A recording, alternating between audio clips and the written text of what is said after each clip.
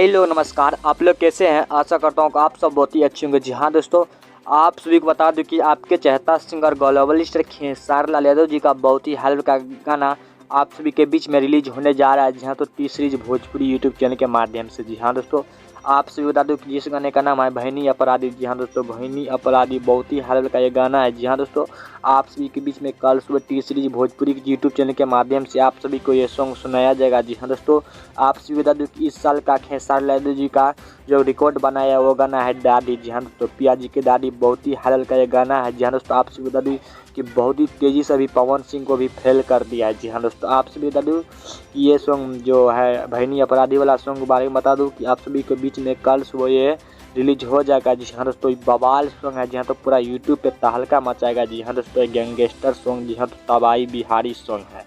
जी हाँ दोस्तों, आपसे बता दूं कि गैंगस्टर सॉन्ग बहुत ही हाई लेवल का ये सॉन्ग कल शो में खेसारी लाल यादव जी का रिलीज होने वाला है। जी हाँ दोस्तों, आपसे बता दूं कि टुनटुन भी यादव इस वीडियो में आने वाला है आप सभी के बीच में। जहाँ तो बहनी अपराधी वाला में। जी हाँ दोस्तों, बहुत ही हाई लेवल का ये गाना है। जी हाँ दोस्तों, आप लोग देखना।